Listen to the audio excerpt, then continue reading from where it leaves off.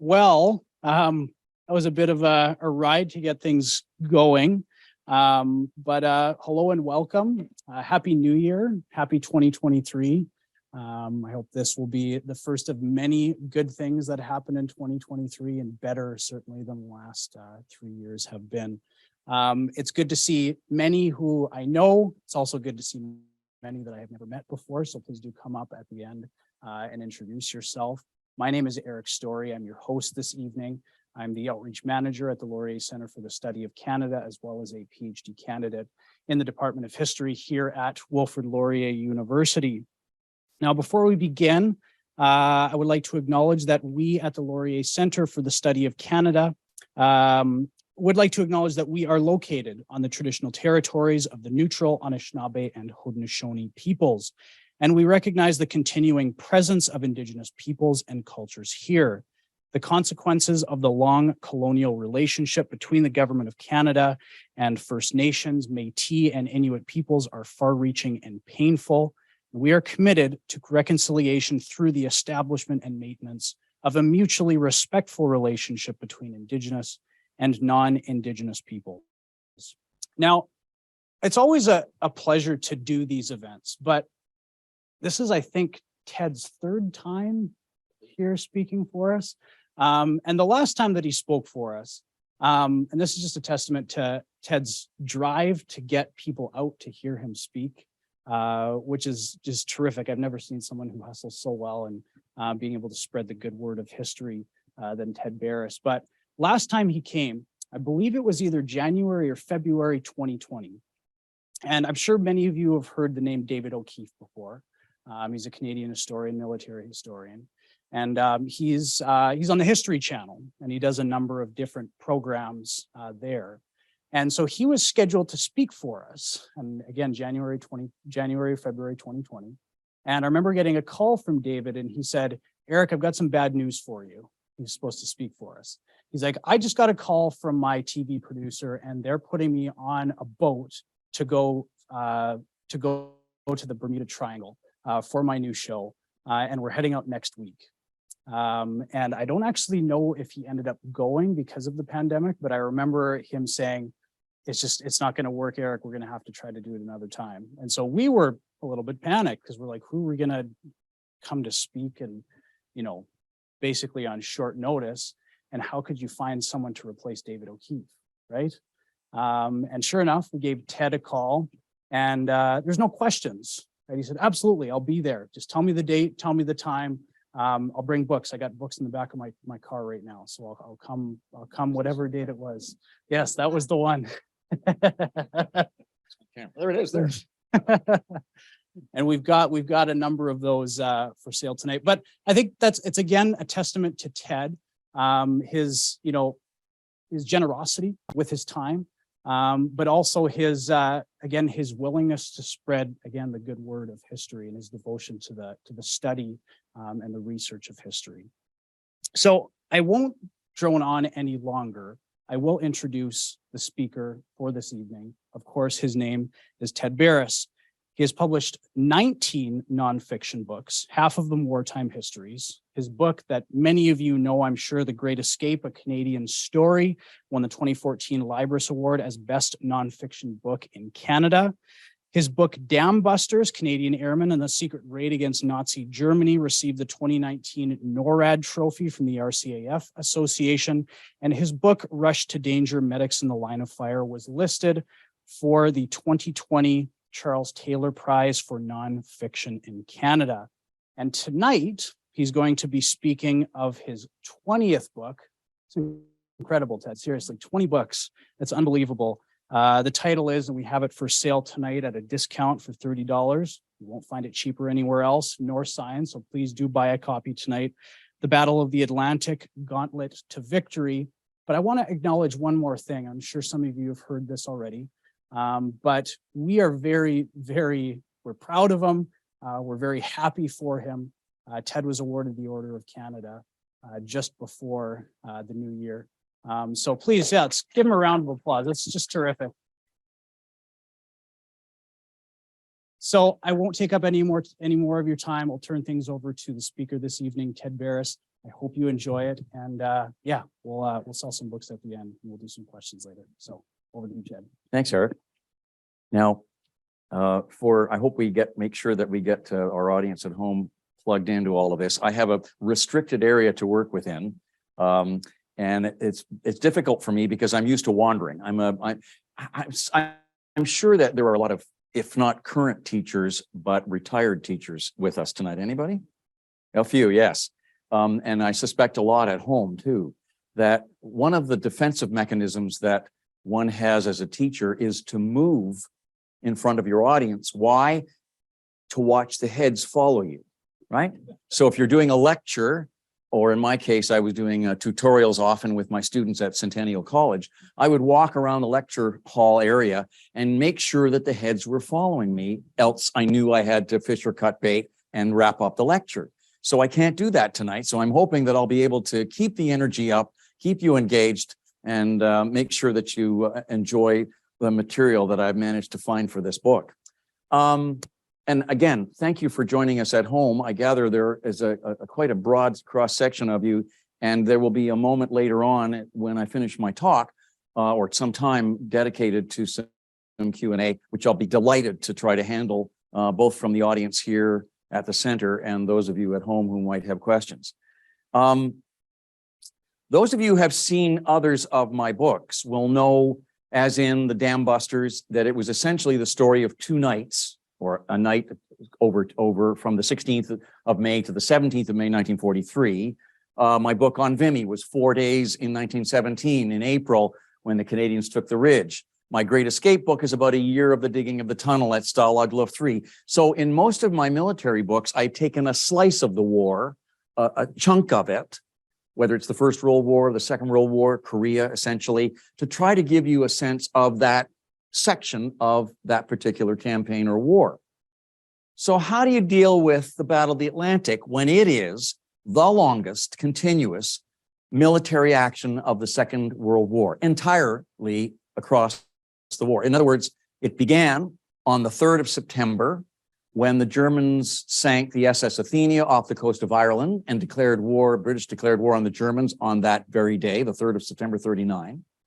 And the battle continues, even though the wolf packs were broken in 43, right through until the war in Europe is declared a victory on VE Day, because in fact, Karl Dönitz, who's the Gross Admiral of the Kriegsmarine at that point, gets power from Hitler after he's committed suicide.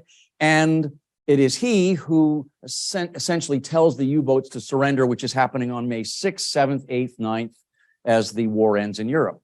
This battle lasted for 2,074 days. Okay? So how does one attempt to put that between the covers of one book?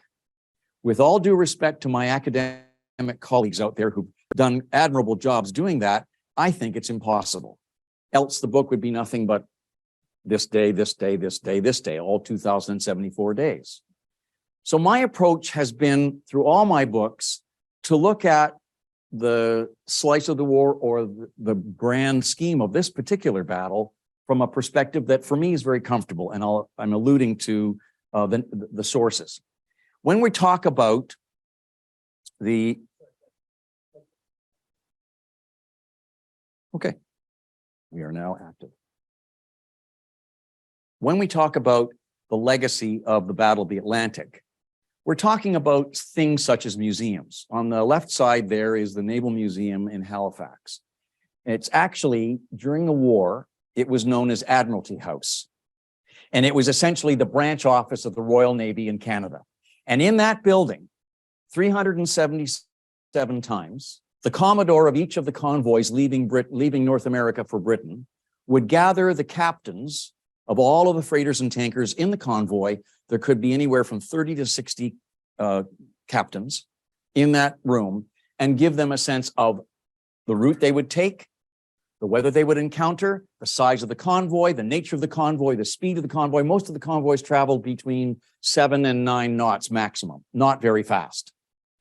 And the likelihood of the dangers they would encounter either from weather or from U-boats. He never, ever really would give tell the truth about how difficult it would be in the sense that maybe as many as 25 to 30% of the convoy ships wouldn't make it, because that was the actuality of that event, of those events, particularly in the early part of the war. Anyway, these meetings were held in the Admiralty House, this today a museum, but there's nothing there now. It's essentially an empty room, beautiful building, lots of artifacts, documents, but there's nobody there who can tell you what had happened 377 times as the convoys were preparing for issuing across the Atlantic. The one on the right-hand side of the screen is the naval room at the university, or at the military museums in Calgary. Beautiful hall of naval memorabilia and artifacts. The guns are massive and give you a strong sense of Canada's naval power at that point, because it's the naval guns.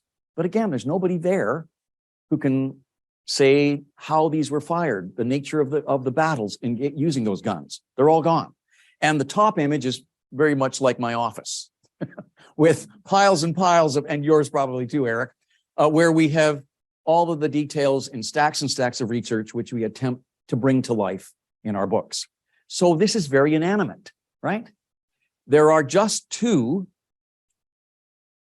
of the actual vessels in warships still with us. There we go. On the left is HMCS Sackville.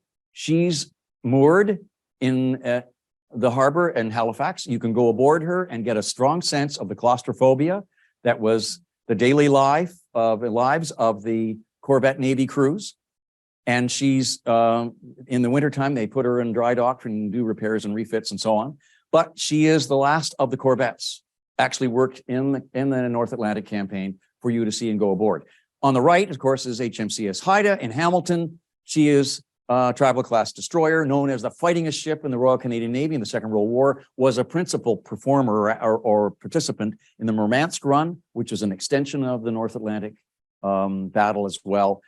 And again, you go to aboard Haida or Sackville, you might find some who have some inkling of what happened, but very few of the veterans are there to give you a strong sense of what life was like as they remember it. Again, inanimate.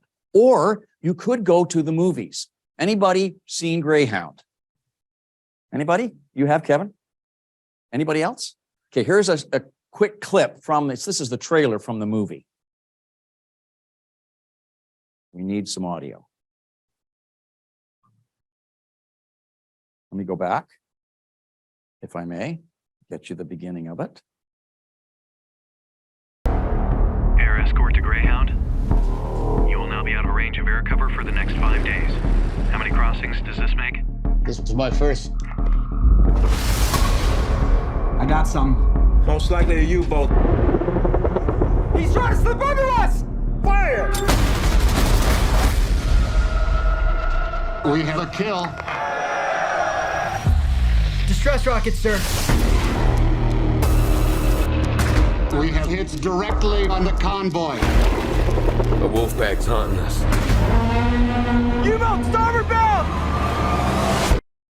There's lots of crash and bang in that one. And Kevin, you can attest to the fact that there's action-packed, lots of energy. And Hanks is, of course, Tom Hanks, very credible in the role of the commander of that particular destroyer.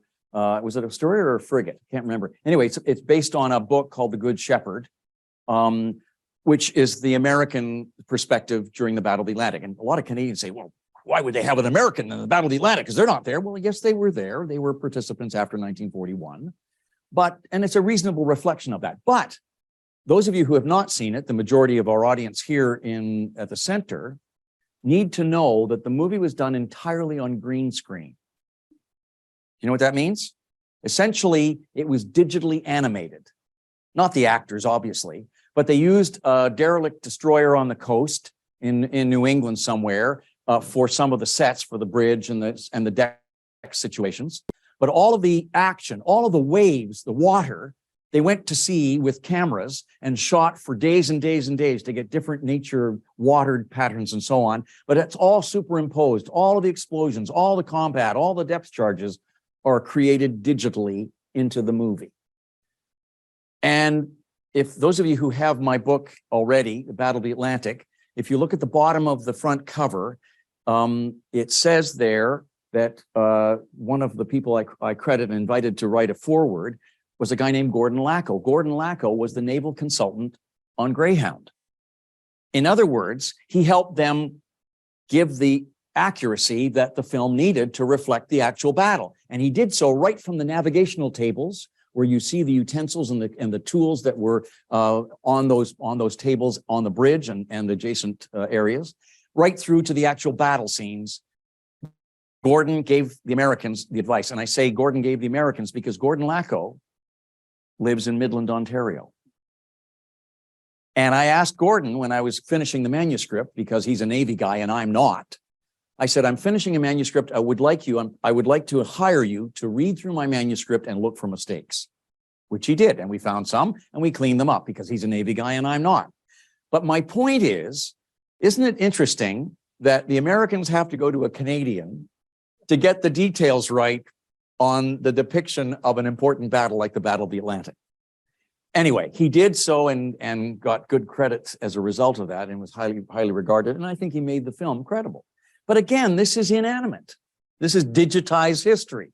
So my point is that when you're dealing with history and want to tell it, I think, aptly, correctly, it's really through the voices and the reflections of the witnesses that this comes to life. So there aren't 2,074 days in this book, but there are the reflections of people whom I've interviewed over 50 years of looking at this story in different ways and shapes to create a sense of what the battle was like, as seen by, felt by, heard by those who witnessed it. So the first one I want to show you is a man named Desmond Pierce. Debbie was his nickname. I just found out the other day that they raised an important wall of tribute to him at the Royal Military College in Kingston. I didn't know this, but just this past year, there's a stone wall in which veterans who served in grand ways are remembered. And it's important because he was actually born in Halifax, went to RMC in Kingston to get his basic training. When he finishes at RMC in 1932, he wants to get into the Canadian Navy. Well, the Navy isn't very big at that point, and they suggest to him, why don't you go overseas, join the Royal Navy, and get your service there for 5 years as a cadet for 25 cents a day, which he does. And at the end of that period, he then is posted to HMCS Restigouche. Now, Restigouche was actually a Royal Navy destroyer on loan to Canada at the beginning of the war. Why? Because at the beginning of the war, Canada had exactly 13 warships in its collection, and none of them were as large as the Restigouche, at least not many of them. They had a couple of destroyers, mostly minesweepers and trawlers and the odds and ends of the Navy in 1939. We only had 13 of them in 1939. At the end of the war in 1945, Canada had 405 fighting ships, and we were the fourth largest Navy on the planet, which is an indication of how rapidly this story changed from a potential disaster to ultimately success. Now, Debbie Pierce, his first posting aboard Restigouche, requires him and Restigouche to dash from Canada across the North Atlantic to Europe because we're getting out of Europe in the spring of 1940. Dunkirk is happening. And all these people who are on the shores of Dunkirk, right down the coastline of France, need to get out, including at a place called Saint-Valery-en-Caux. And that's where Debbie remembers going to retrieve troops to get them out with Restigouche. And here's the way he remembers that event. I think the audio is fine on this map. So Nelson Lay, with his normal bravado, said, Piers, get an officer and send him ashore and find out what's happening. Scottish troops were lying without a shore in a group, without their armor, without anything, waiting to be taken prisoner. We thought we should rescue them. Well, I went down to the cabin, saluted myself in the mirror and said, Piers, you're it. I got my golf bag, the small carrying bag, and put in a pair of binoculars, an Aldous Light, a bottle of whiskey, and went up to the bridge and said, ready to go, sir. He said, I didn't mean to be you, bloody fool, but go ahead anyway. So I filled the boat full of all kinds of refugees who were there, and off we went. And as I got out about a mile out, Restigouche and Saint Laurent came dashing in, firing at the top of the cliff where the German guns were firing at us. And they began to return the fire, of course. I got to the Restigouche, they hauled me up, and there was Saint Laurent, Harry de Wolf, and Nelson banging away at the shore. And these were the first shots fired in anger at the enemy during the war by the Royal Canadian Navy. And he was there to witness them. The very first shots by the Royal Canadian Navy against the Germans in Europe. And he was there. Now, this is my pandemic book. I began writing it in early 2020. And because I've written a number of these military histories, my sense is that the reader always wants to know what the combat is like. Take you to the center of the toughest part of whatever the subject is. And so I dove in with Debbie and all these other people whose stories I'd gathered to give you a strong sense of the combat between the escorts, protecting the convoys, and the U-boats through this incredible 2,074-day campaign. And I was banging along, putting this manuscript together and feeling pretty proud of myself. And then I suddenly got a letter which changed everything.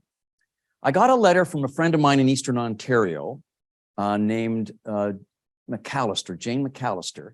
And she sent me a letter that her aunt had written, her aunt Alex Masheter, born in Haliburton, Ontario, moved to England before the war, marries just before the war, has a son in early 1939. And the letter contained that Jane had sent me was a letter that Alex had written on this day. If I can get it to work. Just tap it once, Matt, please. Whoops, okay. She wrote the letter on the 3rd of September, 1939, the very first day of the war. And she writes about the impact as she sees it. It's lights out, blackout curtains go up. Suddenly her life is changing, just like it had in the First World War. They're blacking out so that the Germans cannot see any lights from the ground, right? And she talks about this amazing change in her life. But she says, interestingly, a Canadian living in Britain, we are not afraid. Obviously, she had that stiff upper lip attitude, even at that early stage on the 3rd of September. So I'm thinking, wow, this is a really neat letter. And she goes on to talk about her husband, Ted, who was an air raid warden. He was working in the rubber industry, but in his off hours on the home front in Britain was an air raid warden. And in the letter, she goes on to talk about the realities of rationing. And she knew that, for example, there was going to be a shortage of a lot of things, starting with energy, coal and fuel and so on, and the foods that they depended on. And suddenly the light went on in my head. Yes, the Battle of the Atlantic is this incredible battle between the U-boats and the convoys to get from North America to Britain and back. But it's also about keeping England alive. There are 40 million people in England and their military, all depending on a maritime delivery of goods for everything from fuel to food. And without that lifeline, they die. If they hadn't had this lifeline, Churchill would have been running the war from Ottawa, right? So the Battle of the Atlantic is a hinge, ultimately trying to keep England alive until we can get enough supplies and manpower and preparedness for ultimately D-Day in 1944. So I recognize that, again, this is an emphasis on the people's side of this story. And I wanted to keep that very much front of mind as I was writing and as you are reading. Now, further, I went looking for, we're going to need a little bit of an audio boost on this, Matt. Went looking for some sense of what the rationing in England was like. And I found this piece of film in the Imperial War Museum in England. And in this public service announcement, if you will, you'll get a strong sense of what it was like rationing at the beginning of the war. Let's see how this sounds. I do have to give a lot more thought to housekeeping problems than I did before the war. The rations have to be evened out over the week. That's no easy job. Take butter and margarine, for instance. We used to eat at one meal what has to last us a week now. Before the war, I used to pride myself on my homemade cakes. But now, because of the fat ration, I can only bake them once a week. Then take sugar. We used to like our tea sweet and strong, but now Dad and I take it without sugar, so that Jimmy can have enough for his breakfast cereals. And I have to keep a strict watch on the tea ration. If I didn't, Dad'd be taking a can of hot water with him to work by the end of the week. All the time I have to be thinking about substitutes. Substitutes for meat, for milk, for eggs, and all the other things we used to have in plenty. And believe me, it's quite a problem.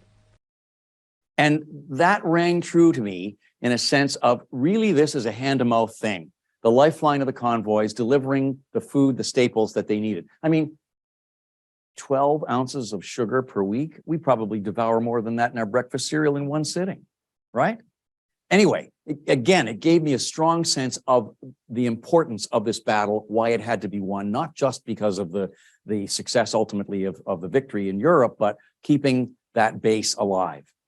Of course, the Brits were also dealing with the Blitz, the bombing of industrial and civilian sites, and the Battle of Britain, which ultimately deflects the potential of the invasion, at least early in the war. And this was the first sense of a British response to the realities of the war. But the one that remains right at the base of all of this is that lifeline. Now, in Canada, before we got involved in the establishment of the convoys and their escorts and the air support to keep the U-boats down with our air forces, we got involved in this great battle from a propaganda perspective. 1939 is not only the beginning of the war, it's also the creation of the National Film Board of Canada.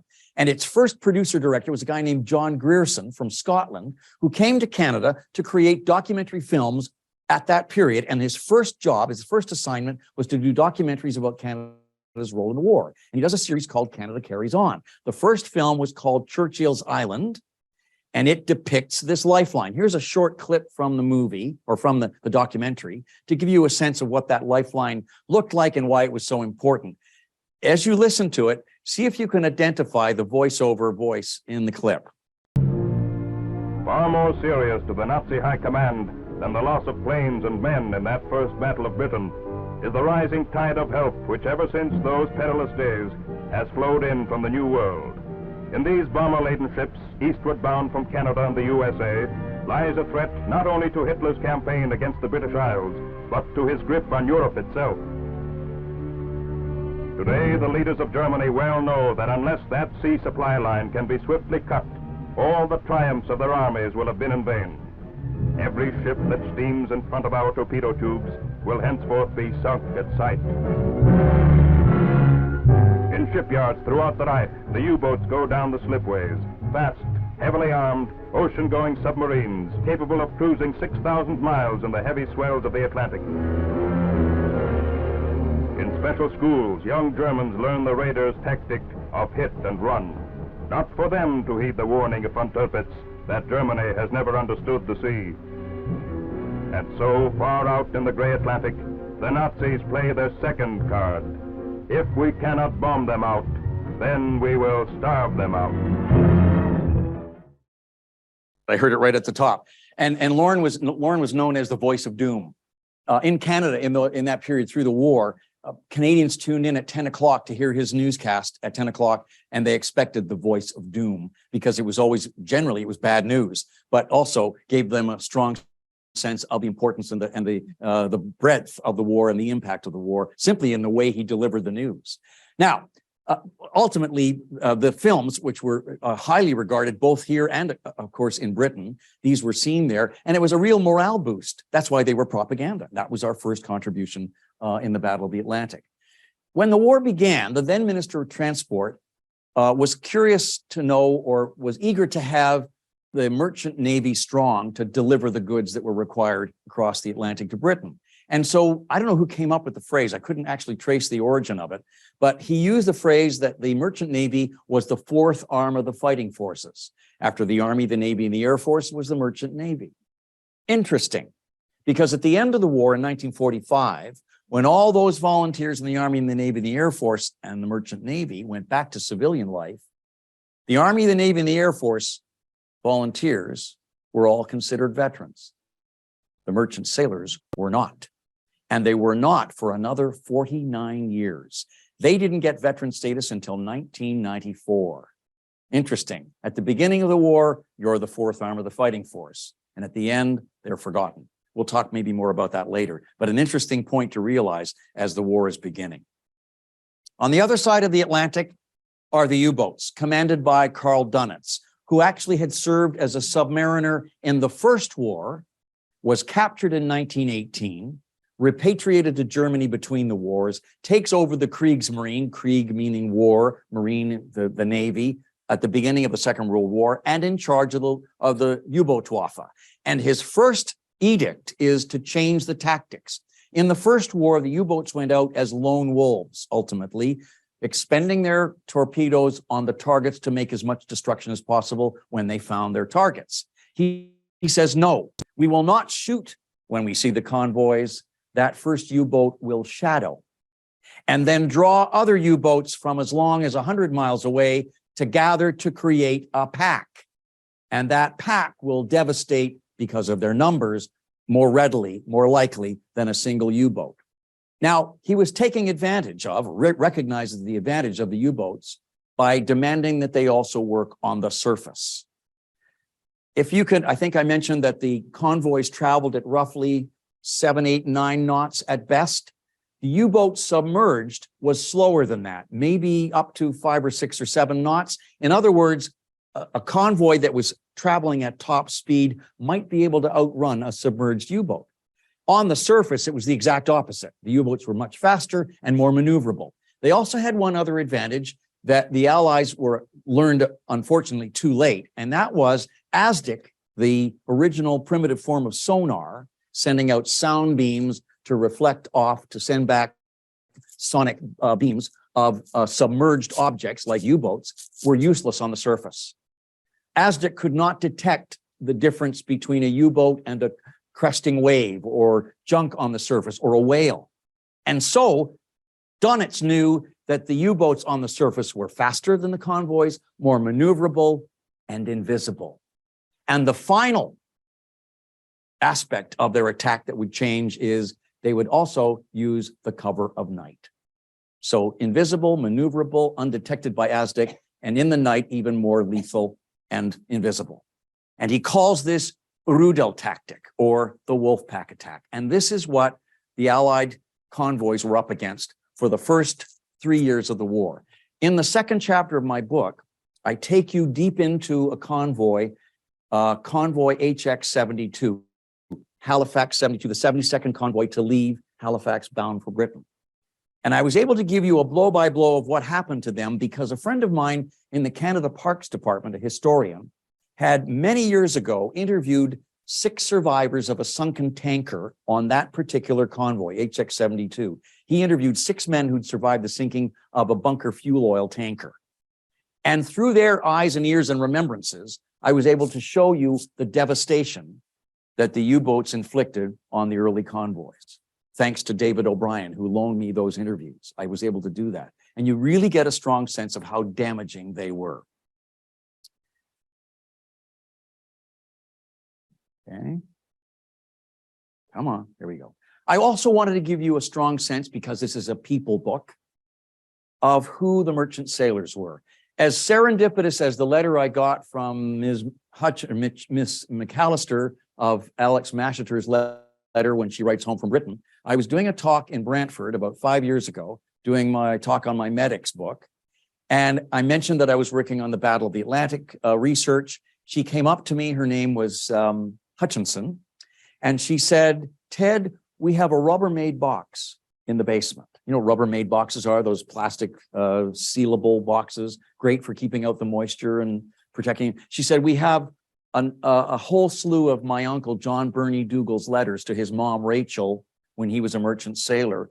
Nobody in the family thinks they're of any use. Are you interested? I said, don't destroy them. Please let me see them. She allowed me to see them. There were about 125 letters this guy wrote between 1937 and 1941. And his route, he was born in Timmins, raised in Cornwall, which is where his mother lived. He goes away to sea. He joins a British merchant ship company. And his route is to leave UK, travel across the equator to Venezuela, load up the tanker with bunker C fuel oil, and then travel from Curacao through the Caribbean along the eastern seaboard and join the escorted convoys from Halifax to Britain. That was his route every 8-10 weeks to deliver fuel, vitally needed in England.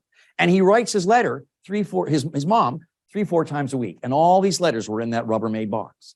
And so I'm going through them and I'm getting a sense of what it was like to be a merchant sailor, including his rather interesting attitude. In 1939, he goes through Halifax and he realizes all of his letters going home to mom are being censored.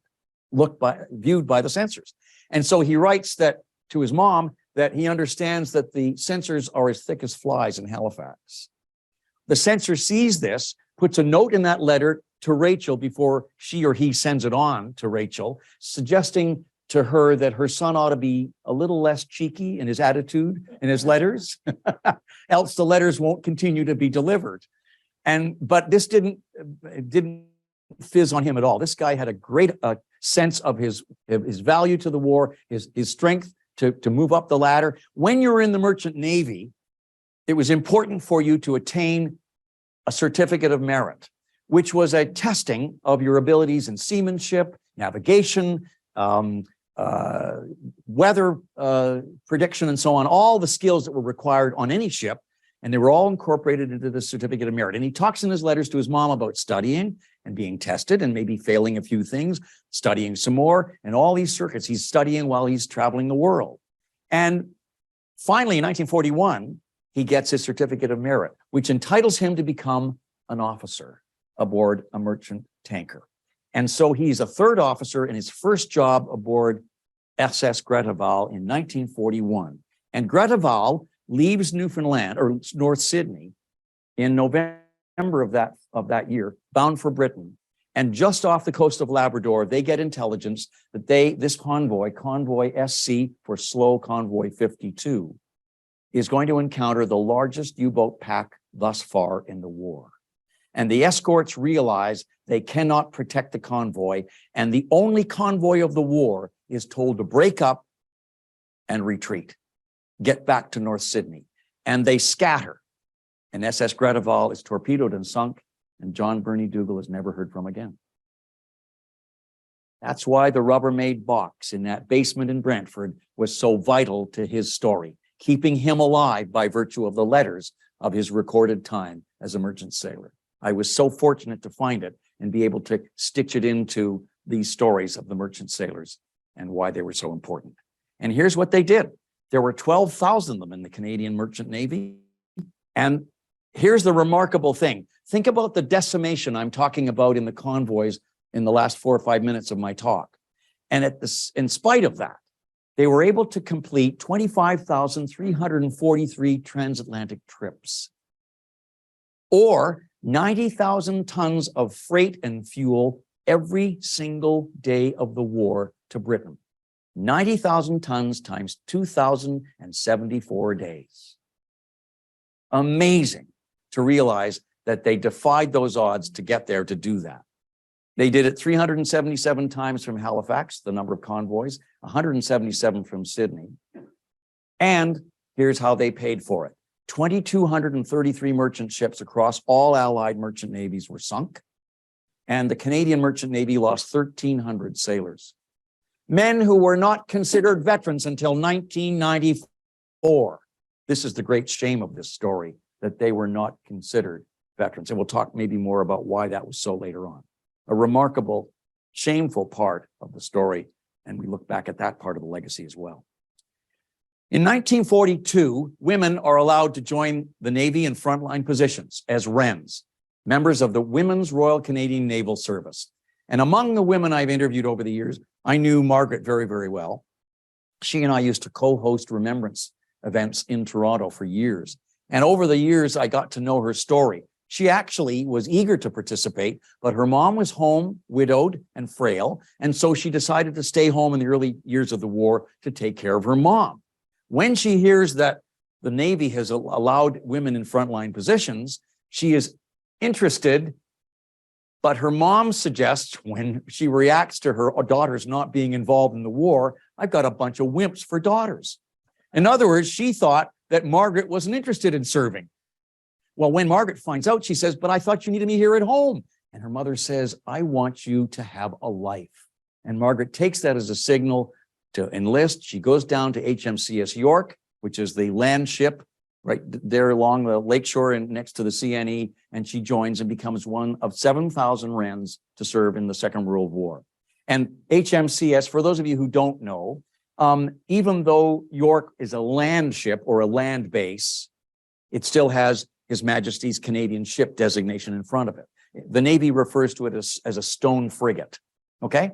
So she goes to York and she signs up. Here's a clip of her remembering what it was like to join up. The audio is low here, so I'll kill my microphone and allow Matt to boost the audio.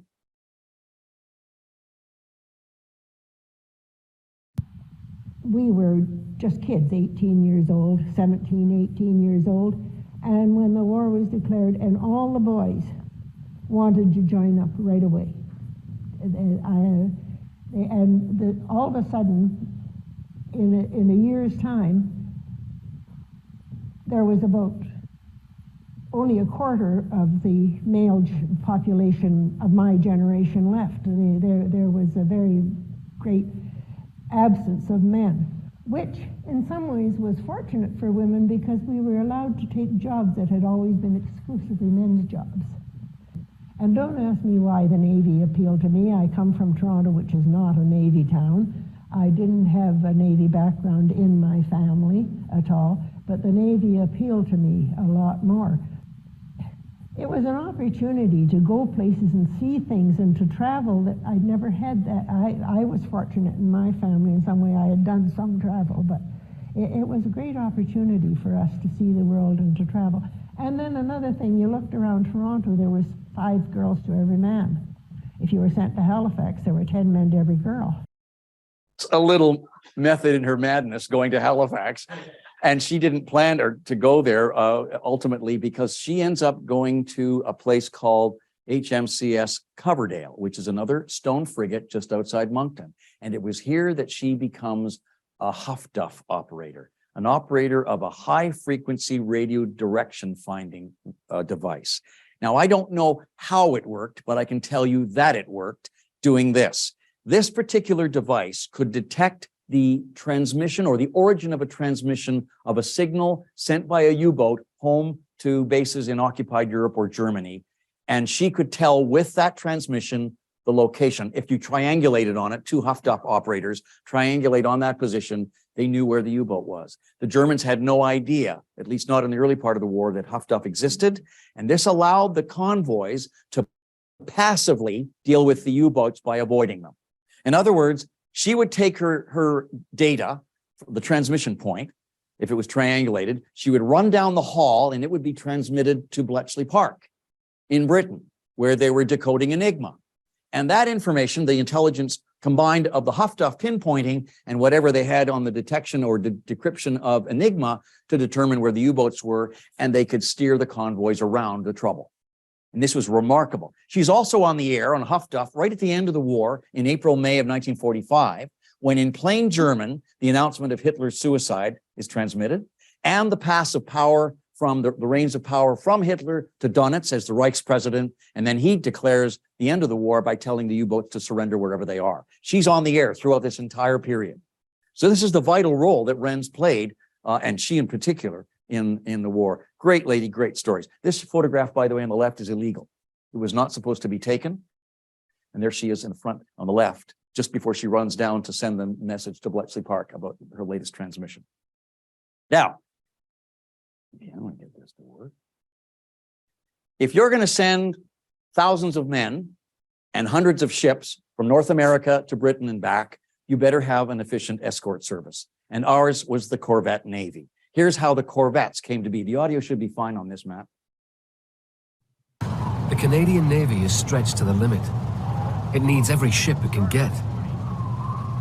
Canada starts a massive expansion plan to provide escorts for the Atlantic convoys bringing vital supplies to Britain.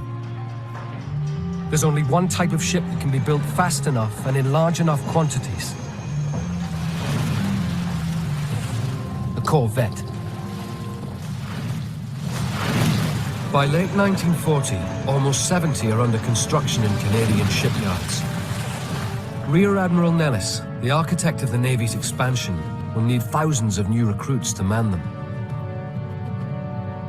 Churchill calls the Corvettes the cheap and nasties. Cheap to build and nasty for the U-boats. Corvettes are fitted with a 4-inch gun at the front and 2 depth charge rails on the stern. These sturdy ships were originally designed to hunt whales. Their tried and tested steam engines are good at short sprints, but for now the corvettes are the best hope to defeat Hitler's U-boats. So Canada undertakes a massive construction plan to build the corvettes. And this was a plan devised by the then Minister of Supply and Service, C.D. Howe, also known as the Minister of Everything. He had his hands on the purse strings to make this plan of building the U-boats work. And we built, in the initial construction order, 255 flower. We went, I think I told you, we went from 13 ships to 405 by the end of the war. This was the heart of our fighting force, built in a matter of years. And initially, the 255 flower class corvettes, all of them named after flowers, hence the reference. They were initially, the first group of them went to populate the Royal Navy. So they were taken from Canada once they were constructed overseas to Britain. And some of the first ones didn't even have their guns positioned or constructed aboard. They had the platforms. And so some of the corvettes actually installed telephone poles to make it look like they actually had guns, to give the impression anyway. And then the next generation begins to fill the ranks of the corvettes, which will escort the convoys as part of the Royal Canadian Navy overseas. So I was curious about the size of these. They were about 200 feet long and it had a 33-foot beam, or 33 feet wide. Now, I'm not a mathematician, but I figured in my calculations, amateur as they were, what the space inside a corvette might be, the living space, roughly 1,600 square feet, or the equivalent of a Canadian bungalow. How many of you have lived in bungalows? Anybody? Sure, a lot of us have. Can you imagine 85 to 100 men rattling around inside your bungalow for 2 to 3 weeks with no showers? Not exactly a pleasant experience for them or us, if you think about it. But the reality is, these were short, stubby, fast, maneuverable, buoyant ships. And as was indicated in the clip, they were known as the cheap and nasties. The reference that I got there was a reference from one of the sailors when he said, think of it, 100 men all cooped up in this little tin can. They bobbed around in the ocean like corks. In fact, one of my chapters is called Brotherhood to a Cork. And you get a strong sense of the material that I gathered of their lives aboard the corvettes. They were called cheap and nasty by Churchill. Each of them cost about $530,000. Sounds like a lot of money, but not as much as it would take to build a battleship or an aircraft carrier or a destroyer. So these were sausage-like constructions. They were built all around the Great Lakes, Collingwood, Midland, Owen Sound, Kingston, Toronto, up along the St. Lawrence in Quebec, in New Brunswick. All of the shipyards were grinding these things out, sometimes 2 and 3 a month, so that we could commission them and give them to the Royal Canadian Navy to broaden, fatten, extend our coverage of the convoys, 377 of them from Halifax, to get to the other side. Now, in many of my interviews, I wanted to get a sense of what the sailors in those corvettes experienced. And one of them I came across, a guy named Gordon Baines. His son lives in the town where I do, in Uxbridge, Ontario, and his son Grant gave me a box full of his dad's service records, correspondence, and effects. And in the box, I find out that he was a member of the RCNVR, the Royal Canadian Naval Volunteer Reserve, and he joins in Montreal, and he goes off to Halifax to another stone frigate where he's trained at Stadacona. He wants to become a telegraphist. But he's also corresponding home, which is what I discover in the box, to his family, his mom and his dad and his girlfriend, Hazel LaCroix. And here's an interesting moment of discovery in the correspondence. It's a small point, but when you think about it, replicated with all the veterans I've interviewed, I probably interviewed between 6,000 and 7,000 veterans over the years I've done this. And a common point about life in wartime is that you didn't befriend anybody, because the likelihood was the next day that friend could be lost and you'd be grieving, or you'd be lost. And it's evident even in the correspondence between those courting. He writes home to Hazel, talks about what he refers to as the prospects of times being very uncertain. He'd had a poor job in the railway during the Depression, goes to the Navy, doesn't know if he's going to survive. He writes home to Bright Eyes, Hazel, telling her he's coming home for Christmas on leave, but he's not sure about what we're going to do with this relationship. Interesting, eh? And she writes back to him, don't stay away too long, boy blue. I can't wait till Christmas. And he comes home at Christmas on leave. Look at the smile on that face. Is that powerful or whatever? And he proposes to her.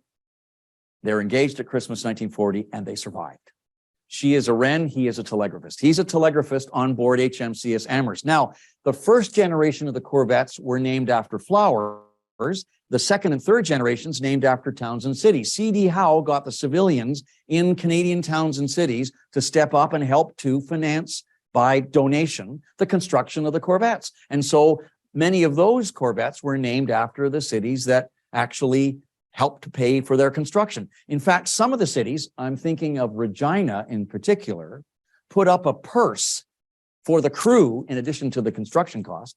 If they sank a U-boat, they'd all get additional money as a prize for their service. And indeed, Regina does in the Mediterranean during Operation Torch. And so the crew got an extra stipend from the city of Regina for their service.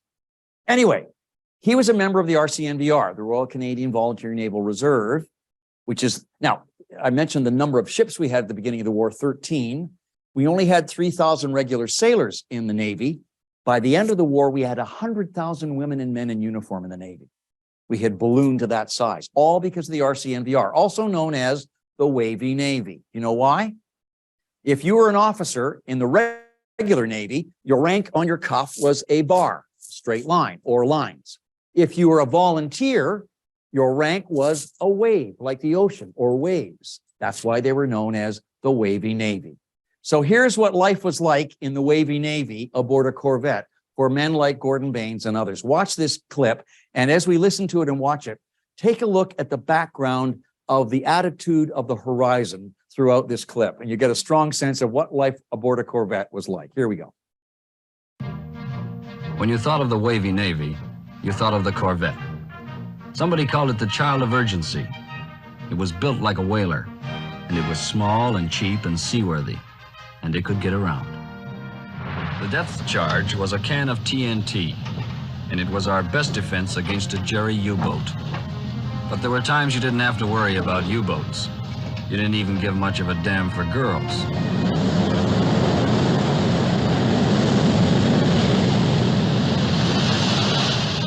The first real blow broke most of the crockery, but not many guys cared if they ever ate again anyway. Somebody said a corvette would roll on wet grass, and I believe it. The mess deck of a corvette was no place for a guy who couldn't stand crowds. It was also no place for a guy who liked food. The common dish was stewed tomatoes and undercooked bacon. For reasons of its flavor and appearance, it was generally known as red lead and bacon. The corvettes were sort of the cowboys of the convoys. You went back and forth through the lanes, keeping everybody in line and picking up stragglers. Whoops, sorry. I want you to look at this face. That is the face of a real character. Look at the monocle he's wearing. This guy's name is James Douglas Chummy, was his nickname, Prentice. And he is a real story. Look at that face and get a strong sense. Well, here he is in a smaller image. He joins the Navy in the First War, serves in the Royal Navy. He was actually at the Battle of Jutland in the First World War, which was the great battle, significant of the Great War. He comes back after the First World War, goes home to BC, where his ranch is waiting for him. He goes back to his ranching between the wars. He's known as the monocled cowboy, as of his monocle. Obviously something he picked up while he was in the Royal Navy. In any case, he was a real character. He served on board a number of ships and became a trainer of corvette crews. He was the commander of HMCS Chambly, which is one of the corvettes. And in one instance, he's wearing his monocle, and he comes out to inspect his crew on HMCS Chambly. He looks out at his crew, and they're all mimicking him wearing monocles. And he just as quickly flicks his head back. The monocle goes up in the air, comes right back and flops right back on his cheek whence it came. And he says, when you guys can do that, you can all wear monocles. But in addition to being a character, he's a brilliant tactician, because he recognizes that what's important here is to train crews. He gets the ear of Rear Admiral Leonard Murray, who's the commander of the Royal Canadian Navy at the time, and particularly interested in getting Prentice to train crews. So he's sent to Halifax, that is, Prentice is, sent to Halifax to train the corvette crews. And he's down the south shore of Nova Scotia, training them off in the relative sleepy waters off the coast of Nova Scotia, right? Then he gets the brilliant idea and encourages Leonard Murray to give him even greater power and strength to take the war to the Germans. In other words, the clip described the corvettes as cowboys, wrangling the convoys through the waters of the North Atlantic. All the convoys were roughly 9 columns wide and about 4, 5, or 6 ships deep. If you went through a gale, the ships were all over the place. It was important for the escorts to get them all back into formation to protection, the protection of numbers, right? Well, this was all fine and good, but it was all defensive. It was all reactive. For Prentice, the job of winning the war had to be offensive, proactive. And so his training, originally in Halifax, moves farther east because he becomes the man in charge of the Newfoundland escort force and trains his crews off St. John's 500 miles closer to the war. And so the training goes on in the neighborhood of the war so that when they're called upon, all of those crews he's training using interesting techniques, which I outline in the book, changing the techniques and overcoming the deficiencies that some of the corvettes had to bring to bear a greater proactive offensive force. And of course, wouldn't you know it, in September 1941, the convoy SC-42, Slow Convoy 42, is heading overseas, and they are attacked by U-boats, and in 3 nights and 3 days, they sink 16 ships. The call goes out for Prentice's crews, and HMCS Chambly and Moose Jaw leave the training grounds and head right to where the convoy is, and they bring to bear some of the techniques that he's been training these guys with. And you know what happens. They sink 501 and are the first corvette crew in combination to do this in the war. His tactics prove fruitful. He changed the corvette Navy thinking from sheepdogging to sub-killing. One man essentially drives this through. Now, obviously, the tactics had to evolve. He just made it happen faster and took his crews closer to war so that they could be brought to bear much more quickly and with greater effect. Brilliant guy. Nobody's ever heard of him. Hollywood, had they known about it, would have made a movie. John Wayne would have been the character, right? How many of you saw The Imitation Game, the movie about Bletchley Park? Some of you? Okay, here's the trailer from the movie. If you speak a word of what I'm about to show you, you will be executed for high treason. It's beautiful. It's the greatest encryption device in history, and the Germans use it for all communications. Everyone thinks Enigma is unbreakable. Let me try, and we'll know for sure. Mr. Turing, do you know how many died because of it? I don't. 3, while we've been having this conversation. Gentlemen, meet Mr. Turing. We used to work together then. I'm afraid these men would only slow me down. Popular at school, were you?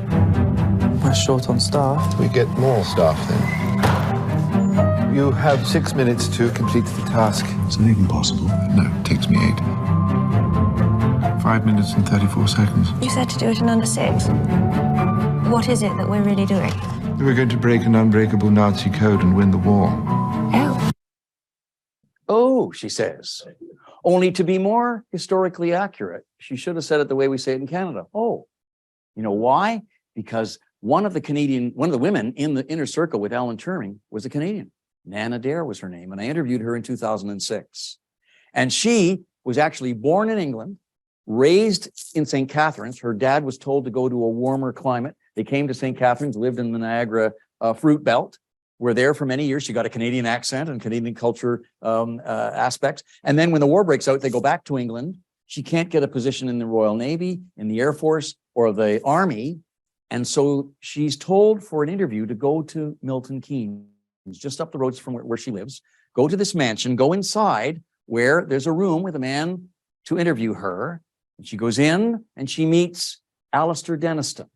And Alistair Denniston says to her, "Welcome, Nan. We understand you'd like to join us. We're looking for the cream of great minds here. We call ourselves the family." And poor Nan thinks, what have I gotten myself into? I don't even have a university education. He says, "That's okay. We'll assess you." And she says, "Well, what do you want me to do? What will I have to do?" He said, "You're going to have to do shift work, nights and days. and you're going to have to sign documents of the Official Secrets Act, meaning that anything you do here is top secret. You can tell no one, not even your family, what you're doing. But we'll give you some time to think about it. And she says, that's nice. He says, you've got 5 minutes. And so she decides to join the 10,000 people who worked at Bletchley Park. And her section, the 10,000, about a third of whom are decoding Enigma codes for the Wehrmacht, the German army. A third of them are decoding Enigma codes for the Luftwaffe, the German Air Force, and a third of the 10,000 are decoding Enigma for the Kriegsmarine, the German Navy. And that's where she was. And she's working with the Wrens who are working on these devices called bombs. They're primitive computers. Everybody knows what an Enigma machine looks like. It's like a typewriter, right? And you would type in the letters of the message that was being transmitted. It was the Enigma didn't transmit it, it simply encoded it. And the 3 wheels on the top of the typewriter jumbled up the letters that you were typing, and they would be reconfigured every few days. And so it was up to the Allies to try to figure out what those codes were, what the messages were, by breaking the codes. There were a million possibilities. This machine diminished the probability from a million options to fewer than a million, so that Alan Turing and the brainiacs at Bletchley could figure out what the messages were. That's what they did.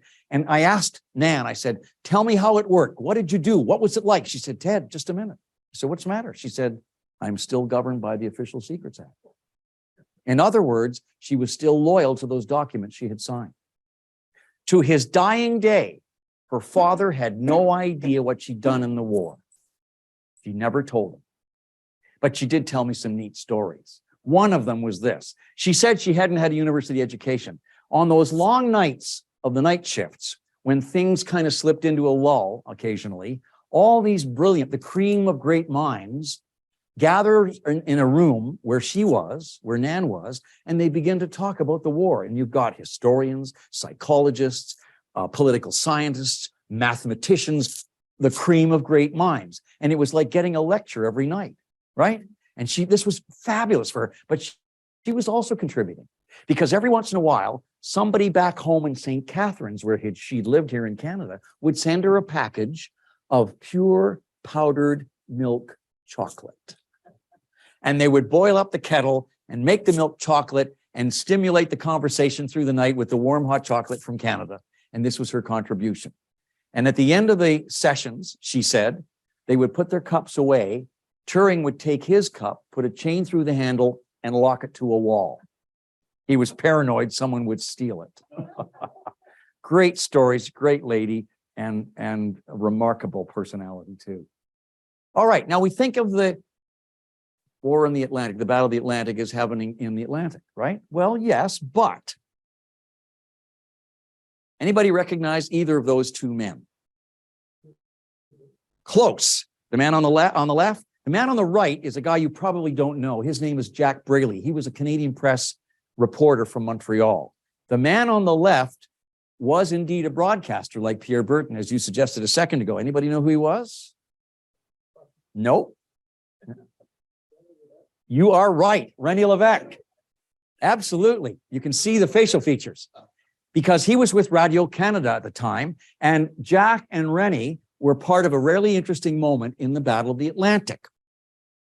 Anybody recognize this guy? Imperial SO dealer is right with the times, with a complete line of top quality products to help you see better under all conditions. Come rain, come shine, come ice, come snow. He also was involved in this story. And what's the story? Well, the Canadian government would like to show, because of the political needs, demands of the war and on the home front, or at least the awareness of it, they wanted to make sure that Quebecers and Eastern Canadians knew that our strength on the Eastern seaboard was great to defend any potential threat. And so Lévesque and Braley are sent to Gaspé, right on that bulge in the south shoreline of Quebec that goes out into the Gulf of St. Lawrence. They were sent to Gaspé, where a new fort is about to be unveiled. And they're to cover it like a junket, to go to Fort Ramsay, another stone frigate, at Gaspé, to report on Canada's strength on the eastern seaboard. And so is Murray. He's sent there as well. He joins up the Navy in Regina in order to get out of Regina. He wanted to join the Navy, and he gets sent because he's a good telegraphist, and he gets sent to Fort Ramsey at the same time. But all three of these guys fear that they're being sent to the ends of the earth. There's no war in Gaspé. This is going to be a dead-end position. I won't be a hero in the Second World War here.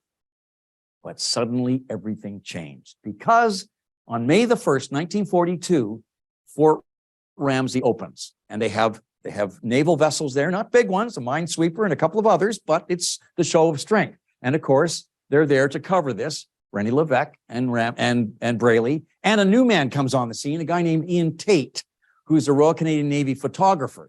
And suddenly they get word that civilians are bringing sailors shipwrecked off the waters of the Gulf. And Tate goes down and gets the photographs, and Braley gets the interviews, because what has happened, there's been an intrusion in the Gulf by U-boats. Indeed, U-553, the commander is Captain Lieutenant Carl Turman, decides to probe through Cabot Strait into the Gulf and look for trouble, and he finds it in two ships, the SS Nicoya and the SS Leto. He torpedoes them both, whence come the shipwrecked sailors along the coast of Gaspé, and Braley begins to report on it, having done the interviews. And he sends out his first reports to Canadian press, and the whole country learns that the U-boats have invaded the Gulf of St. Lawrence and have attacked. And now the Canadian government, realizing that now the truth is out, that we aren't very well defended, and they shut him down. They censor everything. And he tries desperately to keep reports going, but they diminish.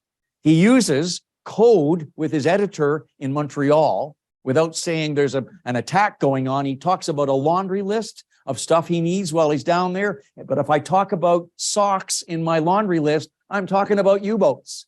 If I talk about or refer to shirts, they're torpedoes. And if I'm talking about shorts, they're freighters. Well, they recognize very quickly that he's continuing to send information about this intrusion by the U-boats, and he's completely shut down. And then things get really bad, because the U-boats in 6 months sink 17 merchant ships, 3 U.S. Navy ships, and 2 Royal Canadian warships, all in 6 months. The cat's out of the bag. We are not well defended, and it's a real embarrassment to the government and our defense of the Gulf, of our coastline. The U-boats got as far into the Gulf and up the St. Lawrence as Rimouski. That's how far inland they came. But the worst of all of this was a civilian disaster, because in October of 1942, SS Caribou, which is making trips across between North Sydney and Port aux Basques 3 times a week, is torpedoed on the night of the 14th of October 1942 by U-69, and aboard are 2 nursing sisters, one of whom, if I can get this to work, is Margaret Brooke.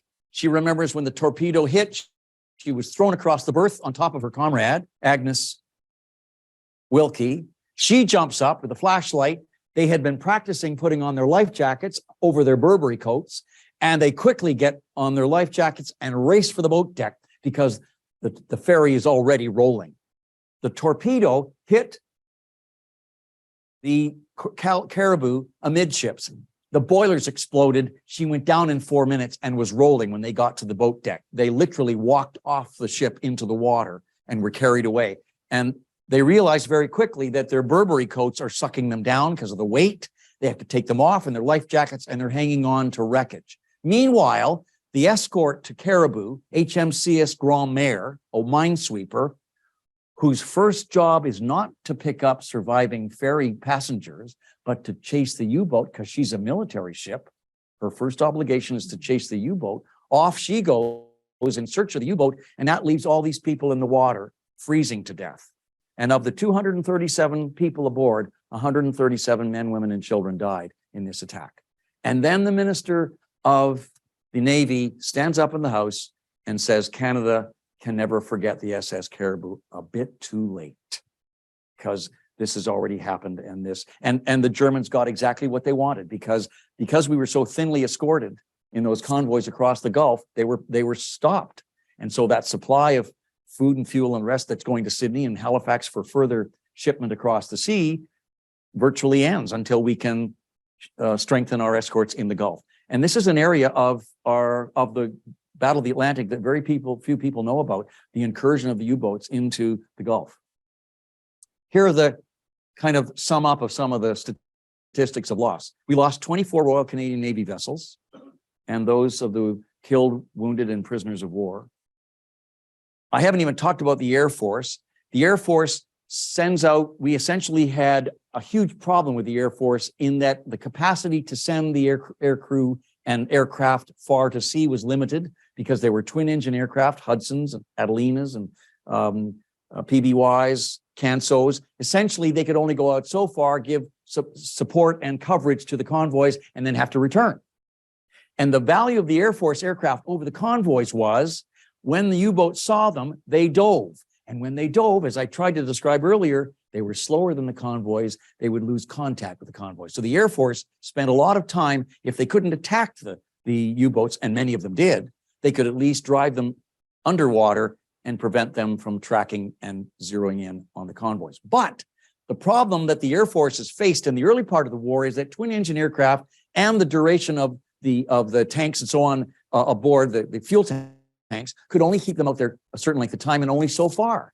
So they could only go so far from North America, only so far from Iceland, only so far from the UK. In the middle of the North Atlantic was the Black Pit, which essentially was the killing ground where all the convoys were slaughtered by the U-boats until the air forces could extend their reach to cover the convoys with the Liberators, which were built in the United States and finally delivered to the Royal Canadian Air Force to extend that reach to give the convoys greater coverage. That's a simplified version of what they faced. But in the course of that defense of the convoys, 752 Royal Canadian aircraft airmen were lost.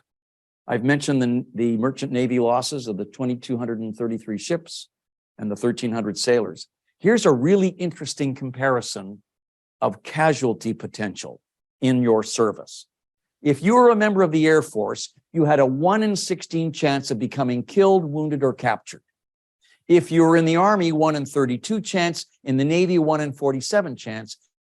If you were in the Merchant Navy, a 1 in 8 chance. The same men who were not considered veterans until 1994 faced the greatest potential of becoming casualties.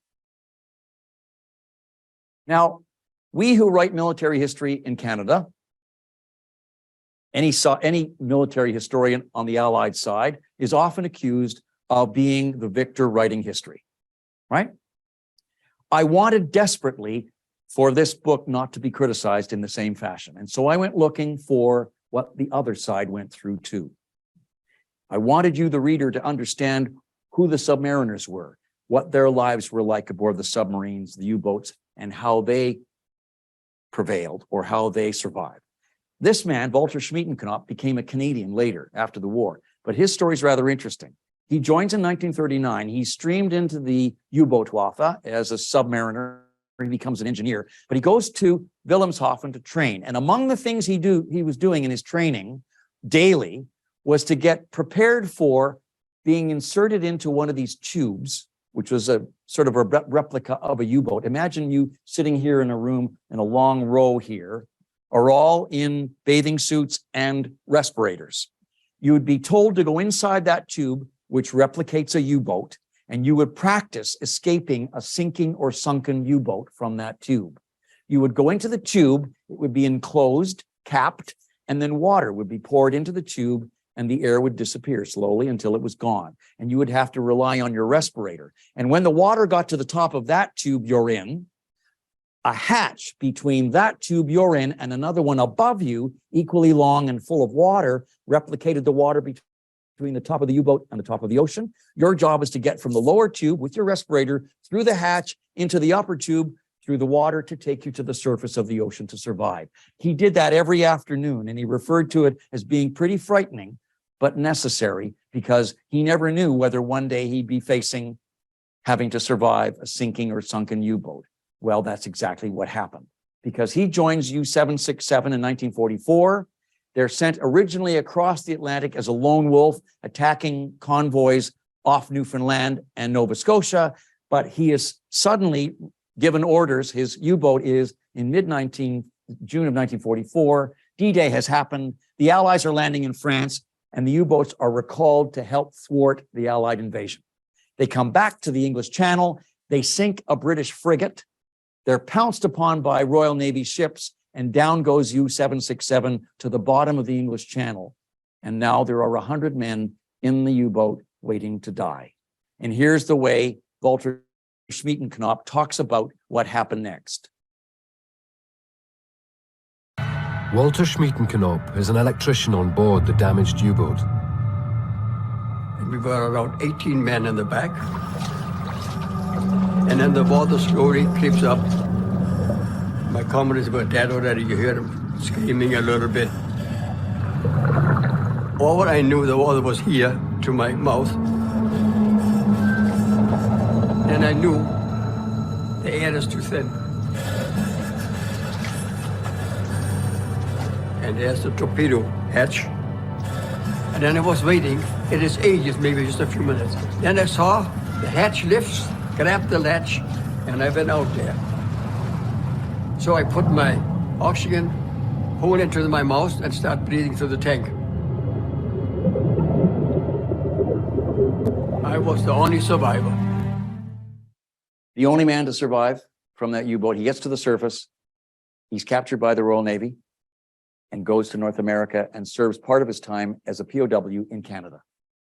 Likes it so much, when he's repatriated, he decides to immigrate to Canada, comes back, lands in BC, has 3 daughters. His 3 daughters gave me permission to use parts of his memoir in the book to give you a sense of what the other side experienced. And I found, thankfully, on the internet, you find these things, but you can't just grab it and throw it in the book. You have to seek out the sources and get permission, which I have done, to give you a sense of some balance in this book about what they went through too. And here's a last chilling statistic. The Germans sent 40,900 submariners to sea in U-boats, 830 of them. The Allied Navy sank 84% of them, 696 U-boats, which means that 25,870 or thereabouts submariners died, 76% of their force. The largest loss, greatest loss of life of any service in the Second World War. So they suffered too incredibly in these ranks. So as I tried to suggest to you at the beginning, you can go to museums and see movies and go to the floating museums to get a sense of what this story was about. But for me, it's the people who experienced it as witnesses to this incredible battle that really are the voice and the story to be told, which is what I've tried to do. I thank you very, very much.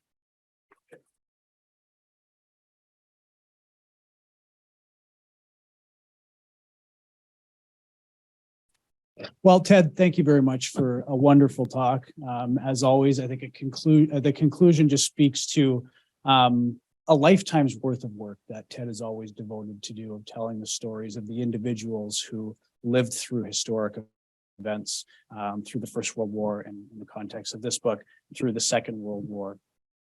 We've got a good chunk of time for questions. Maybe we'll go for about 15 or 20 minutes, and we'll see how we're feeling after that. Of course, there may be some who are tuning in on Zoom that may leave before the Q&A.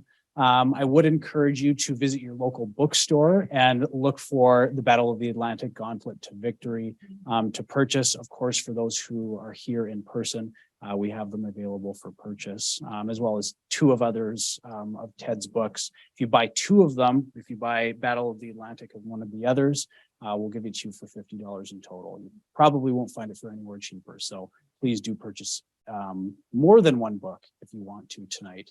But let's move into the Q&A. What we're going to do is I'm going to start with questions in the audience here. Don't ask your question actually until my colleague Emily gives you the microphone. The only reason why I want to give you the microphone is so that people who are on Zoom will actually be able to hear the questions that are being asked. And then for those who are on Zoom, I'll kind of cycle back and forth between questions in person here and then for people on Zoom. But why don't we start off with questions here in the room? Does anyone have anything to ask Ted? Hold on. I read somewhere that of the hundreds of U-boats sunk in World War II, Canada only sunk 33 of them. Is that correct? Good question. I don't know whether it was 33. I read 30 German U-boats and 3 Italian. I'm not sure where the I don't think it was Italian as one many goes as down. that. I don't think it was as many as that. If you flip inside the book, most of the losses are on the map, are indicated. Funny, I've never really counted them up, but they'll all be there, at least the ones in the North Atlantic. I don't think it's that many, but what's remarkable is the number of convoys they saved, the escorts.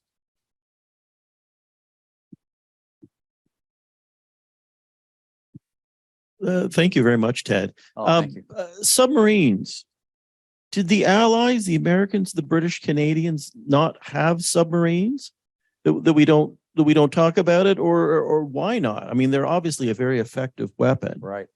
Not a whole lot of research on my part in that area, but the British had submarines. Canadians not, to my knowledge, not until after the war, when a new sort of evolution of the submarines made them larger, more powerful, different. They were powered. Just for those of you who don't know, and because it's an interesting point of discovery, U-boats operated on batteries, which meant that the batteries fully charged would carry them a certain distance through a certain number of encounters and of engagements. And after the period of time when the batteries wore down, that's when they were forced to surface, which was their only vulnerable part, their only vulnerable point.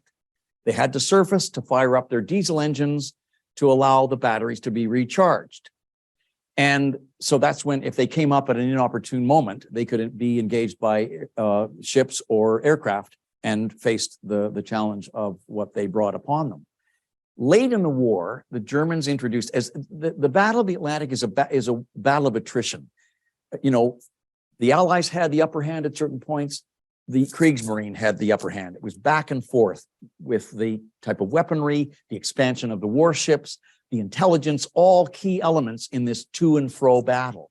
At one moment late in the war, the Germans developed what was called a Schnorkel, which was a tube that was erected, or it was placed on the side of the U-boat. And when the U-boat was submerged, they could raise it, and it allowed air to be sucked in, its natural flow, to allow the diesel engines to function while the U-boat was submerged. If they fired up the diesel engines when the U-boat was submerged, it'd suffocate the crew.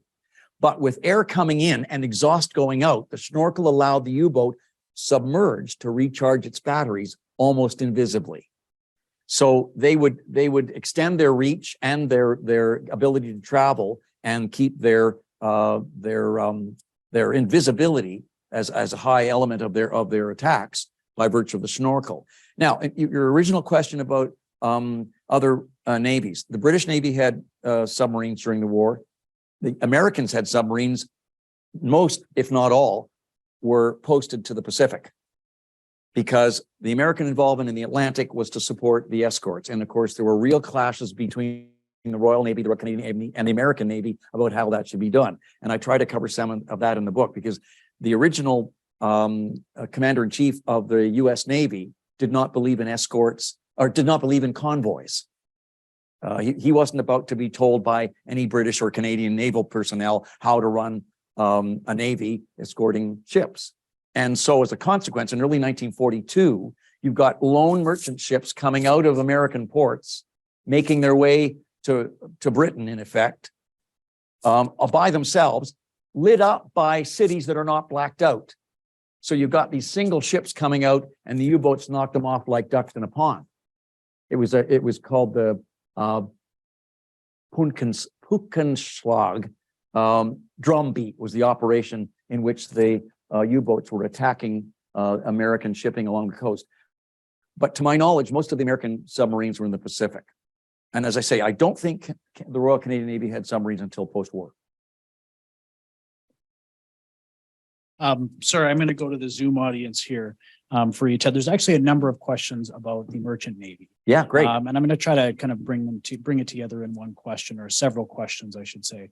The first one I want to ask is, you noted that It wasn't until the 90s that the Merchant Navy was acknowledged, and that those who served as part of the Merchant Navy acknowledged as veterans of the Second World War. I know there was a redress campaign that took place over many years between the end of the war in 1994. Could you speak to that campaign and what happened and kind of the result of the campaign at the end? I've pared down my presentation. In the presentation in earlier versions was an interview that I did with a man named Rob Ray. Rob was a Merchant Navy radio operator. And his story is classic in terms of the Merchant Navy sailors. When the war breaks out, he runs down to Bay Street and tries to join the Air Force because he wants to become a fighter pilot. He didn't have the education, in the view of the Air Force, the capability of doing that. His second choice was the Merchant Navy because he had seen newspaper stories of the Merchant Navy sailors being torpedoed, bedraggled, and brought back to Halifax, living in impromptu quarters in Halifax to survive until another ship left to take them to sea on which they could serve. Your pay ended in the Merchant Navy when your ship went down. That's when they stopped paying you, and you didn't start again until you were at sea again. So he, in spite of that incredible potential danger and not a great deal of income and life, he joins the Merchant Navy. He goes off. He joins what were called the Park ships, the Canadian Park ships. These are merchant ships by the Canadian Park Ship Company, named after Canadian parks. And he serves for the better part of 4 years as a radio operator. He comes home at the end of the war, having survived probably a dozen or 15 transatlantic trips and others in the Pacific. And he then, at the end of the war, gets his medals. They were awarded medals for volunteerism and so on and service in certain areas. But when he applies to the government for veteran benefits, such as further education, in other words, grants to help him get additional capability as a radio operator, they deny him. You aren't a veteran, you will get nothing. He takes his medals and throws them in a drawer, never wanting to see them again. He becomes part of the campaign in the 1980s when the Merchant Navy gets riled enough and active enough to take their case to government again and again and again. They went to Senate ultimately to plead their case.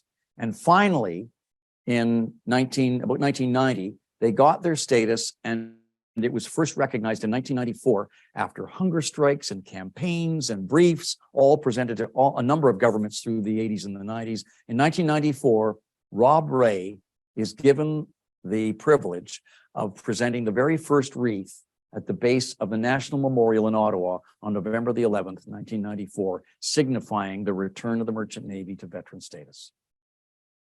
And it happened far, far too late. The reason being, according to the government and the military at the time, was that the members of the Merchant Navy were civilians. They were not sailors, soldiers, airmen in the military sense, and therefore not governed by military protocol, and therefore not awarded like the veterans of those armed services.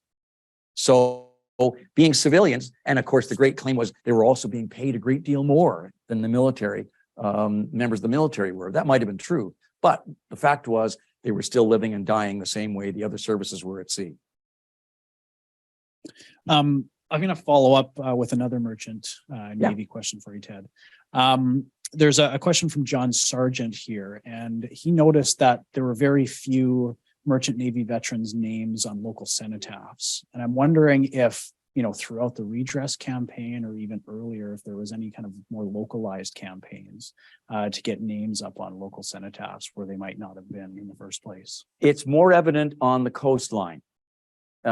If you go, for example, another story in the book, if you go to a small island off the coast of Newfoundland, Bell Island, which is across the Avalon Peninsula from St. John's. So it's on the north side of the peninsula. You take a little ferry from Portugal Cove to Bell Island across the Tickle. And on the other side, you will find one of the richest ore mines in all of North America. And that location became the focal point, not just for Canadian and American and other nations' ships or carriers through the 19-teens and 20s and 30s. It was also the focal point, the destination of German ore carriers because the Germans had lost a lot of their ore mines in the giving of Alsace-Lorraine to the French after the First World War. So to fill that gap, they were going to one of the richest sources of ore in all of North America, the Bell Island mines, which go down about 6 miles under the ocean. And I've been in them. They're amazing. And to retrieve that ore for the steel that they would produce for their munitions back in Germany, right? So ore carriers are constantly leaving Bell Island with ore back to Germany. But the minute the war begins, Bell Island becomes a target because they want to prevent the ore going from Bell Island to the Allied nations. And there are 2 attacks against the ore carriers in the Tickle on the south shore of Bell Island. And that's where the casualties of those attacks are recognized on cairns and special monuments at the location where those sailors were lost. Elsewhere across the country, I couldn't tell you. I don't know where there are memorials. It's obviously in Halifax, same thing. In Sydney, you'll find memorials and statues and nameplates of merchant sailors and the losses, particularly, as I say, in the Bell Island. All of the men lost on those ships are remembered there in listings in the stone. Elsewhere, I don't know. Question here? Right down here in front.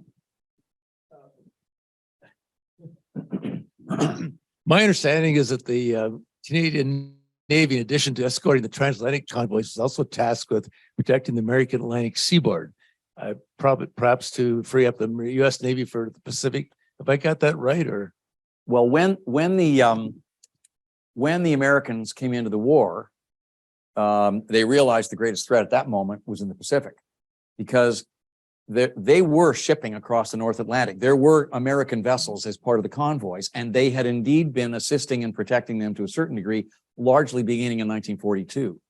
But the Canadian protection of American seaboard ports simply went down as far southwest as Boston and New York, because that's where the origin of many of the merchant ships from the States or Philadelphia leaving to join the convoys leaving North Sydney and Halifax for escort across the North Atlantic, okay? So that area of the escorts the Royal Canadian Navy delivered was known as the Triangle Run. The escorts would leave either Halifax or St. John's, travel to New York or Boston, escort the ships to be picked up by the escorts, taking them the rest of the way across the Atlantic. They'd go back to St. John's or Halifax and do that triangular run, protecting the ships coming out of New York and Boston and the eastern seaboard. But that's as far as that was go. Now, when the shipping that was delivering oil from Venezuela was ramped up, some of the corvettes were involved in the protection of the convoys coming up through the Caribbean. This is where the HMCS Oakville is involved in sinking a U-boat in the Caribbean in 1940, I think it was 42. I could be wrong there. And I documented it in the book. I've just forgotten the year. But they are involved in the escorts through the Caribbean up eastern seaboard there. But in terms of protection of American ports, no, simply dealing and delivering escort to the convoys, wherever they were. I hope that answers your question. Ted, perhaps a bit of a more reflective question. A few days ago, this is a question from Paul Cadieux. I'm sorry if I got said your name wrong, Paul. But his question, he noted a few days ago that the Chief of Defense Staff compared the state of Canada's military today to the early days of September 1939. His question is, what is your opinion on the state of the Canadian military and the Navy with the rising tensions of Russia and China today? Well, I'm not qualified to answer that question because I'm not on top of what our naval status is at the moment. But what I can tell you is that the comparison is not far from the truth. As I tried to suggest to you in the early part of my talk, we faced horrendous losses in those first 3 years of the war because of the U-boats. And among the reasons for our difficulty wasn't our inability. It wasn't that we were inept. It's that we didn't have the same equipment that the US Navy, which had a longer history, or the Royal Navy, which had an even longer history, had in their ships. When all the new technology of radar and sonar and weaponry came into play on the warships on the North Atlantic. The last to get the leading edge weaponry and detection devices were the Royal Canadian naval ships. So these guys were dealing with what they had. The other problem the Royal Canadian Navy had, and this is really interesting because it comes out in the correspondence that I found among Royal Canadian Navy sailors, they kept talking about the fact that they were bounced around all the time. If you know what a crew on a ship does to become more efficient, or on an aircraft, a bomber, say, or a platoon in the Army, when those men and women gel, the chemistry of their ability to achieve an objective, to accomplish a task, improves the longer they're together and they begin to understand how each other's minds and actions work. It's the chemistry of team play. It's essentially the bonding that exists. The problem that the Navy faced in the early days of the war was every time a new corvette rolled off the slips into the water in the Great Lakes and came to North Sydney or Halifax to be commissioned, the crews that had been gelling on the previous corvettes were split up so that experienced sailors would leave the earlier commissioned corvettes and be spread across the incoming corvettes to help train the new up-and-coming crews, which then kind of diluted the efficiency and the capability of the corvette crews or the chemistry of combat.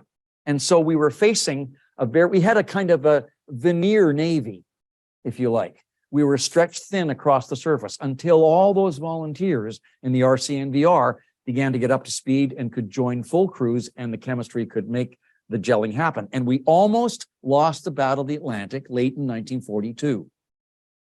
Late in 1942, the worst time of the war and the greatest losses were on the Canadians' watch. And Churchill gets in touch with Mackenzie King and says, I want the Canadians off the North Atlantic. The losses we're facing there are too great. We're losing more ships than we're able to build. And indeed, the Canadians sustained 80% losses, 80% of the losses in the North Atlantic at the end of 1942. Some of the most disastrous convoys were in November, December 42. Churchill demands the Canadians get re-equipped, refitted, and retrained. And so most of them go to England and their ships get the latest detection equipment, latest weaponry, their crews are retrained, and they're sent almost immediately in the early part of 1942 to join Operation Torch, which is delivering the thousands and thousands of troops to North Africa. And they're escorting these ships into the Mediterranean, and in 1 month, the Canadians sink 3 U-boats. Why? They're better equipped, they're better trained, they can see the outer edges of the Mediterranean where they couldn't see the outer edges or the depth of the Atlantic, and the shallower nature of the water and the capability of the Canadians with the better equipment, and they knock out, bang, bang, bang, 3 U-boats, the Italian ones that you were talking about earlier, the Italian U-boats. And essentially are proving themselves.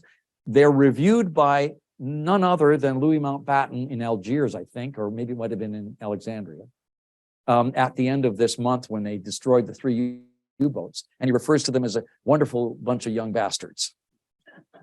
They're sent back to the North Atlantic, and in May of 1943, that's right, Operation Torch begins in 43. By May, the U-boat packs had been broken by the efficiency of the combined navies, and largely because the Navy wasn't quite as veneer as it had been and was better equipped and better trained.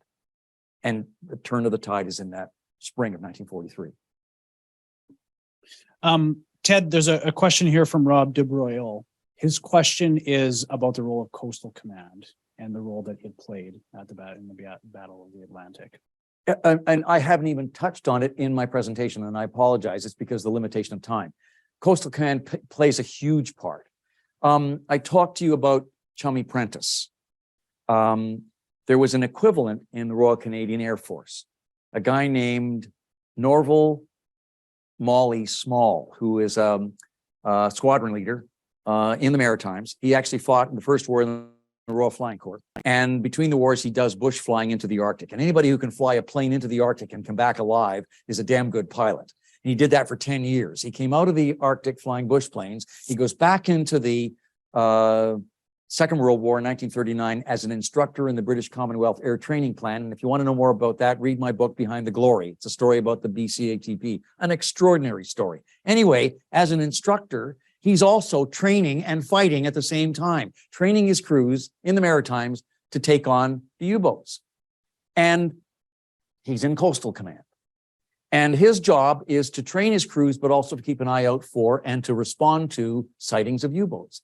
And in April of 42, he's flying a Canso, which is a flying boat, right, twin engine. And all he has aboard are bombs, not depth charges. Know the difference between a depth charge and a bomb? Bomb will hit an object and explode. A depth charge is set hydrostatically to explode at a certain depth. He's got bombs aboard his Canso. He sees a U-boat, attacks at a low altitude, drops the bombs, they miss. He says in his journal, pilot assumes though a sinking is highly unlikely, he's sure that he rattled their back teeth. And then he says, and I will do better.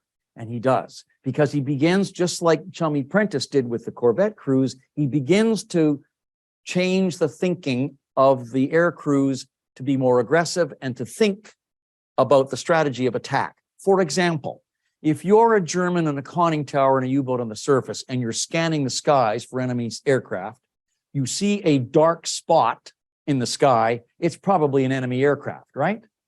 So he suggests, instead of having the aircraft, the Hudsons and the Cansos and the PBYs, Catalinas, with a dark colored belly, paint them white so that they disappear into the sky and attack from altitude, not at 100 feet, but 5,000 feet, because the Air Force had what was called air-to-surface radar. They could pick up the U-boats on the surface if they were there at a great altitude, and if you attacked from 5,000 feet with depth charges, steep dive with a white-bellied aircraft, chances are you'd catch a U-boat. In July of 41, Molly Small is in a Hudson, and he's equipped with depth charges. He's at altitude with a white-painted belly. Hudson does a crash dive and sinks a U-boat, the first anti-submarine RCAF crew in Eastern Air Command to do so in the Second World War. It just took innovative and creative thinking in tactics to change the way we approached the war. And Coastal Command, in that instance, did that because of the initiative of men like Molly Small. I think we have time for one more question. Better be a good one. Thank you. I'm wondering, the battle, when Canadians think of our contributions in World War II, our pilots at the Battle of Britain and Normandy and the Italian campaign, the liberation of Holland. After your presentation, you haven't quite said this, and I wonder if you would be that bold to say this. If it's not for the Canadian Navy and the Merchant Marine for the first 3 years of the war, until the Americans get in, does Britain survive without all the supplies coming from North America? Because I mean, they, ration. Well, you know better than I how much they were struggling, rations and all the rest of it. Yeah. If we're not assisting, do they survive long enough to stay in the war for the Americans to come in and turn the tide? Very good question, and I don't think that my sort of answer to that question would be too foreign or too outrageous. I suspect you're right, that there would be many historians, naval historians like Roger and Mark and all the others who've done much more deep academic research into this than I have. They would probably recognize that those 3 years were critical and potentially the disaster that you're suggesting. One story I can tell you, in a short one, which was an indicative of the attitude of the times and the fear. Early in the war, when it's looking pretty bad, not only is the prospect of Churchill having to lead the war overseas from Ottawa, he gathers up, gets the forces in Britain to gather up all the gold and securities in England, in Britain, and in 2 convoys, Operation Fish, transports all the wealth of Britain to Canada to be housed in our banks in Ottawa and Montreal. That's how fearful they were that it was going to take the wrong turn. when you send away your securities and your gold bullion in such massive volume, that's not a very secure or confident expression of your sense of the war. I mean, obviously he was playing it safe, but and his greatest fear, Churchill's greatest fear, he admitted many times in his memoirs, were the threat of the U-boats, cutting that lifeline that was so critical. So I suspect that I don't think, and the other thing too is, one of the British historians whose material I've read a great deal, is it Robert or Richard Holmes? Richard Holmes. Richard Holmes said, among many things, and I've listened to many of his lectures, recorded and seen, and he said among many things, particularly about the Battle of the Atlantic, in war, of all services, first you must win at sea if you want to hope to win on the land. And no other example is greater illustration than that, I suspect. Well, let's give Ted one more round of applause for an excellent evening. Thank you. And thank you all you Zoomers, wherever you are. Yes, that's right. So for those who are on Zoom, you'll be directed actually to a page at the very end of this talk.